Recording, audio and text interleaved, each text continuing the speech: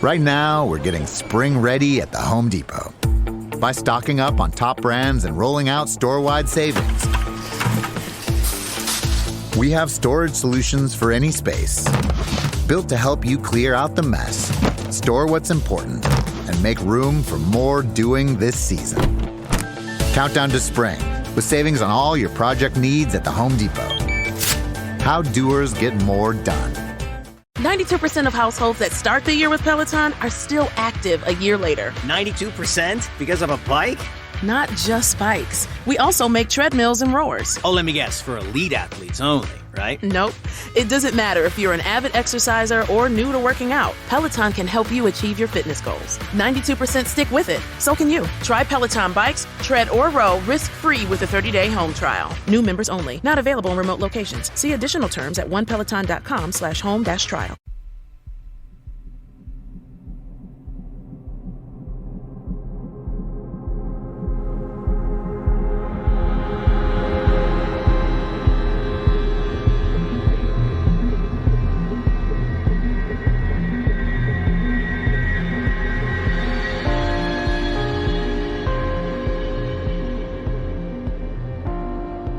Hello and welcome to mini episode 197 of Real Life Ghost Stories. And I have two spooky stories for you today, and the last story comes from September the 4th, 2022. And story number 1 comes from Rhonda. He had heard ghost stories all his life. But as a teenager, my father's knowledge of the supernatural exceeded his first-hand experience. When his Scots-Irish ancestors settled into the mountains of southwest Virginia, they brought with them centuries-old stories of haints and knocking spirits, of witches and druids. From his maternal grandma, Granny, to me and my cousins, my dad learned the legends of the Cherokee, her people who had first lived on this land. Dad's mama told tales of bears and panthers, copperheads and coyotes, and of strange creatures in the dark, unsettled woods beyond their farm. Like other mothers, she used these stories to keep the children close by, safe and out of trouble. You see, these mountain people lived and breathed superstition. It permeated their lives from birth to the grave, and probably beyond. As the fourth eldest of 7 sons, my dad was cautious, but not overly. He was helpful and quick to behave within the sight of his elders, and just as quick to get into mischief when there weren't grown-ups around. But Daddy's childhood was cut short the summer he turned 13. His father came down with tuberculosis, they called it consumption in them days, and was shipped off to Catawba Sanatorium, plumb up near Roanoke, where he spent months recovering. With her 2 eldest already married and caring for their own homes and families, Mama still had 5 mouths to feed, 6 including hers. If they was to have enough food for the harsh winter, the garden and livestock needed tending, fruits and vegetables canned, and the dwindling supply of meat in the smokehouse replenished. My dad and his brother Herschel, the 2 oldest boys at home, slipped into a routine of daily chores. They milked the cows and hauled the water from the well. They cut and gathered hay, weeded and hoed the garden, picked the beans and corn. At the edge of the woods, they gathered wild berries, apples and pawpaws. They helped keep an eye on the young'uns too. Sometimes they hired out to neighbour farmers to bring in a little extra money. It was a summer of back-breaking work, the kind that made a man out of you. As the leaves turned orange, yellow, red and brown, the 3 younger brothers went on back to school. Dad and Herschel stayed on the farm. Helping feed the family fell mostly to them now. When the weather turned cold of a night, they knew the winter was a-comin' fast. It was time to kill the hogs and work up the meat. Kinfolk and neighbours came to help. The women laughed and talked while making apple butter in the big kettle out back. Axes echoed against trees as the men cut and split wood for feeding the family's fire throughout the winter. They all pitched in, like kin and neighbours did for one another. Now, deer was plentiful in them parts, especially in the fall. Squirrels, raccoons and rabbits too, and they set about storing up their food for the winter. My dad, he possessed sharp eyes and ears and was naturally good with a gun. He'd go into the woods and come back in no time flat with a prize, fresh meat for supper. Dad said he enjoyed them times spent hunting. On up through October, him and his dog Blue trekked into them woods together every chance they got. As Daddy tells it, Blue was a good dog. He knew how to tree raccoons at night and trail game quieter than a Cherokee during the day. And that dog wasn't scared of nothing. Not even the bang after Daddy's trigger pulled. Why, he'd run like a blue streak to retrieve the small game. When they were lucky enough to get a deer, that dog would prance around like he was the one who done killed it. And he'd trail behind with his head held high like the protective rear guard as Dad drug it home. One cold day on about the second week of November, Mama smelt snow in the air. Dad figured it might be his and Blue's last chance to go a-hunting for a while. He bundled up, packed himself a biscuit and some strong rope, grabbed his gun and knife and called for Blue. He aimed to be back before dark with some meat for stew. The two of them set out at a quick pace. Dad knowed a clearing in the woods where the deer came out of an evening. The sun was sinking low over the trees and the shadows were starting to fall. They made it to the spot in record time, settling in to wait behind a tree on the edge of the clearing. Blue laid down and rested his head on Dad's leg. They both listened and waited and listened, still as statues for what seemed like hours. Suddenly a twig snapped. Blue's head popped up and they was both on alert. Dad moved his upper body ever so careful to peek around the tree, but nothing was in the clearing. In a few more minutes, Blue sniffed at the sack on Dad's belt, trying to get the morsel of biscuit. Dad got it out, tore off a good portion to share, and then the only sound was the two of them a-chewing. The next thing Dad remembered was waking up, still sat against that tree. Except now it was dark. As his eyes acclimatized, Dad noticed he didn't hear Blue's breathing. He felt the ground beside him, and he realized that his dog was gone.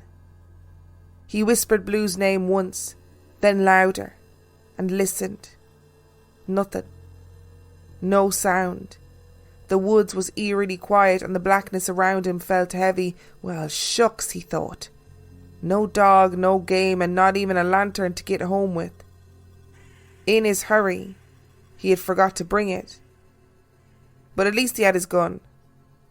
Nothing doing now but to get on home. He knew his mama would be wringing her hands with worry. So he started walking the way him and Blue had come. The only sound was the leaves crunching under his boots. That's just the time them stories he'd heard about these woods came a-creeping into his head. Breathing a little faster, he picked up his pace. Directly he felt something cold hit his cheek. And after a few more somethings he realised it was snowflakes. And just then his ears caught a new sound. He judged it was about 7 or 8 feet behind. Rustling leaves was a dead giveaway that something was trailing him. Dad gripped his gun tighter and stopped. Whatever was behind him stopped too, just as quickly as he had done. Oh Lord, was it a haint or a witch that lived out here all alone? Then his brain began thinking up all the animals that might track a person, eat a person. Could be a bear, coyote, a panther. The last one stuck. A panther loved to stalk its prey and came out mostly at night. He willed his body to stay calm, too scared to turn around and see himself what was there, and began walking, stepping slow and purposeful. The hair on the back of his neck stood up when the thing started walking too. He picked up his pace. A little faster he went. A little faster it went. The thing was a-toying with him. His heart thudded in his chest like John Henry's hammer. He knew if he started running, that thing would run too. And that might be the end of Mama's fourth son. Would anyone find him, or what was left of him, if a wildcat tore him apart out here in the woods? He walked quicker and quicker, as fast as his feet would carry him without breaking into a full run. The thing kept perfect pace with him. His mind raced. He thought he could feel its hot breath getting closer. Suddenly he could take no more. He broke out into a run, taking long strides and covering some serious ground. He was a fast runner and might just have a chance. Then he saw the lights in the distance. Home! Keep a running! Keep a running! He had never sprinted faster in his life than he did in those last 100 yards to that porch. Keep a running! Keep a running! About 60 feet from the house, he started yelling for all he was worth. The door opened as his feet carried him across the yard and jumped the steps. He sailed through the door, hollering, "Don't let it get me! Don't let it get me!" He made it into the kitchen and collapsed onto the floor, sucking in air, his blue eyes wild and bulging. His mama and his brothers gathered around, all wide-eyed too, everybody talking at once, trying to figure out just what the heck had happened. Mama finally shushed everyone. She scanned for injuries on her boy but didn't see nary a one. She finally asked, "What in tarnation, Wayne? What you hollering about chasing you?" It was then my dad saw the rope he had tied to his breeches earlier. It had come loose, and a good 2 yards of it was lying limp on the floor, connected with the rest of his belt loop. Well, when he saw that, he commenced to laughing and laughing. He laughed till they thought he'd lost his ever-loving mind. He finally caught his breath and told him how he thought that rope was a panther, hot on his tail, a-chasing him out of the woods. And them brothers, they never let him live it down, and even tell their young'uns and their grand-young'uns about it. And his dog? Well, old Blue had got bored and made it way back to the house before Dad. He was fast asleep in the barn. Just as an FYI, Rhonda wrote this story in the local dialect, and I have never wanted to be able to do accents more. I can't do accents. I'm not able to do them.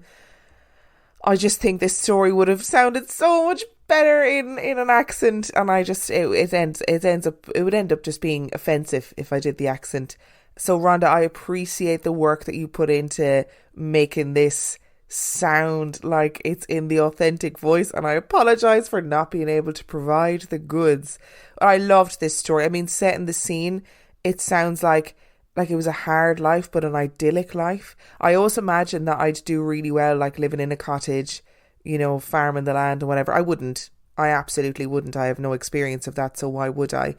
Interesting that your dad is of 7 sons, particularly if your dad's family are of Scots and Irish heritage. Like, the 7th son is a very important person within the family spiritually. So I would be curious to know if there were any stories about the 7th son within your family. I'm also very aware too that during this story I said Cherokee about 17 different ways. Well, at least I think I did, but now I'm not sure. I don't know. So I apologise if I did.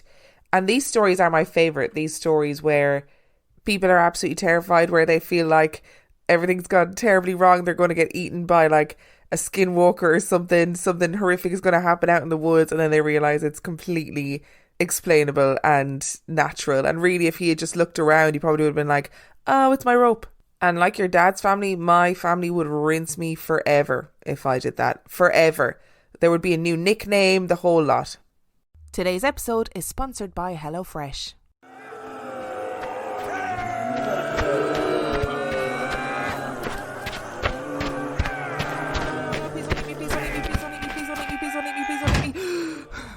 I cannot keep risking life and limb in this zombie apocalypse to go to the grocery store. If only there was an easier way. Wait, what's this conveniently placed leaflet? With HelloFresh, you get farm fresh, pre-portioned ingredients and seasonal recipes delivered right to your doorstep. Skip trips to the grocery store and the impending zombie doom and count on HelloFresh to make home cooking easy, fun and affordable. That's why it's America's #1 meal kit. You know what'll really take your mind off the flesh-hungry horde? Fast and fresh recipes. HelloFresh's latest line of meals featuring robust flavours and filling portions are ready in less than 15 minutes.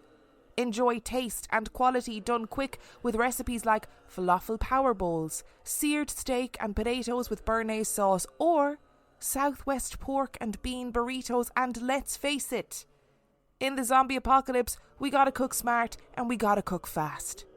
And you know what? We don't all want to be out there fighting our way to the store, so you can stock up on snacks, sides, desserts and more at HelloFresh Market. Simply add these staples and sweets to your weekly order and they'll arrive on your doorstep along with your meals.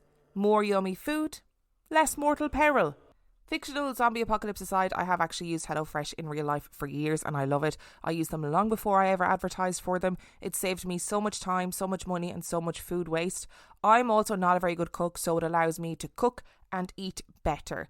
Go to hellofresh.com/reallifeghoststories22 and use the code reallifeghoststories22 for 22 free meals plus free shipping. That's hellofresh.com/reallifeghoststories22 and use code reallifeghoststories22 for 22 free meals plus free shipping. Oh no, what is that? Oh no, it was meant to be fictional. It wasn't meant to be real. 92% of households that start the year with Peloton are still active a year later. 92% because of a bike? Not just bikes. We also make treadmills and rowers. Oh, let me guess, for elite athletes only, right? Nope. It doesn't matter if you're an avid exerciser or new to working out. Peloton can help you achieve your fitness goals. 92% stick with it. So can you. Try Peloton bikes, tread or row risk-free with a 30-day home trial. New members only. Not available in remote locations. See additional terms at onepeloton.com/home-trial. And story number 2 comes from Laura. His name was Barnacle Bill the Sailor Man, because that's what can happen when a precocious 2-year-old names his new puppy.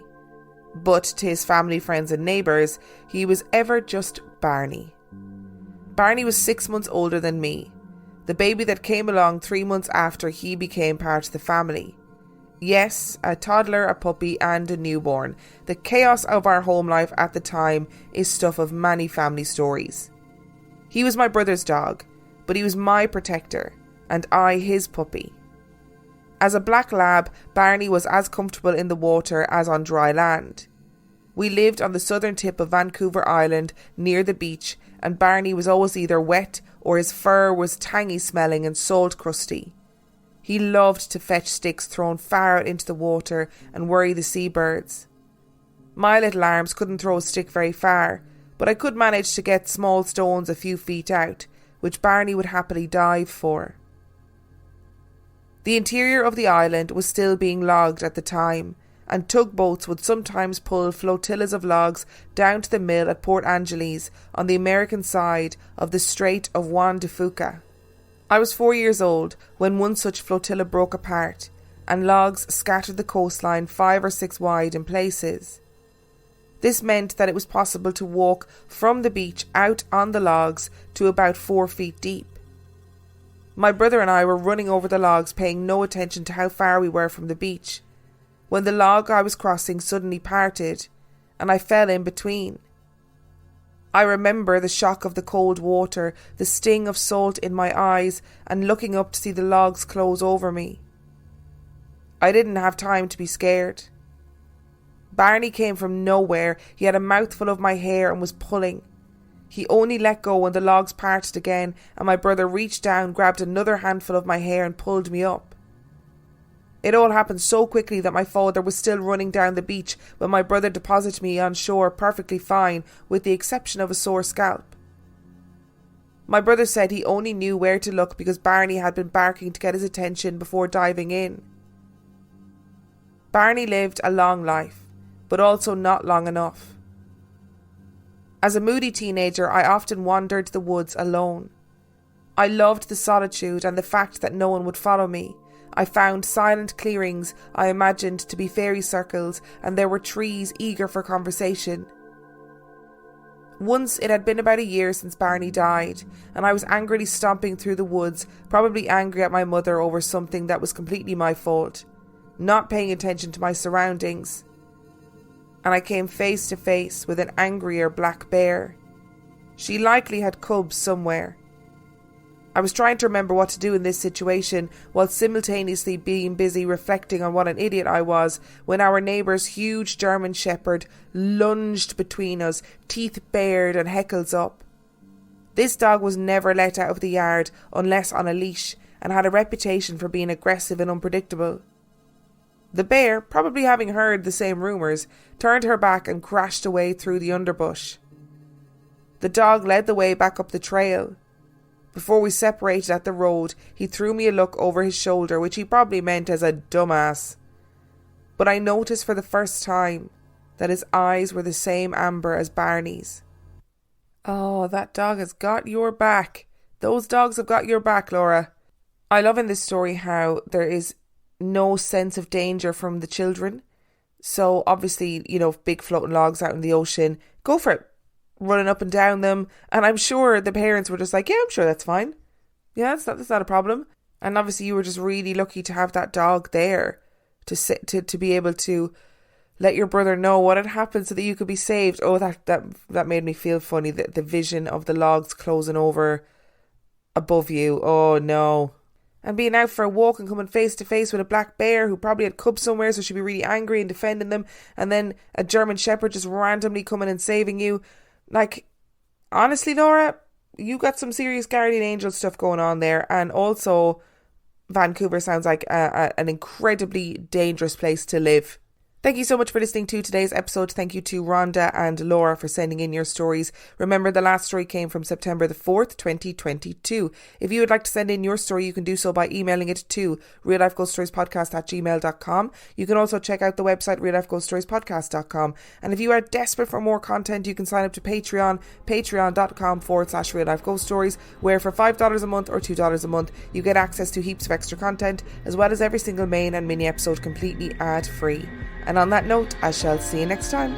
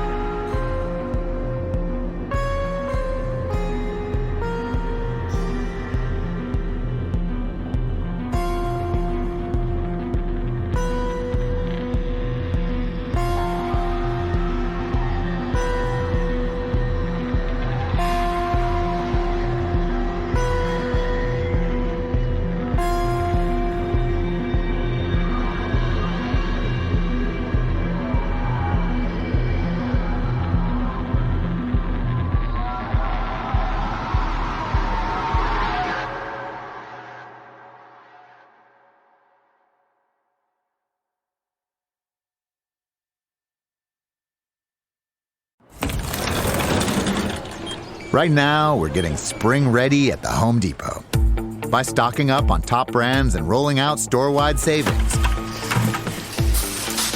We have storage solutions for any space, built to help you clear out the mess, store what's important, and make room for more doing this season. Countdown to spring with savings on all your project needs at the Home Depot. How doers get more done.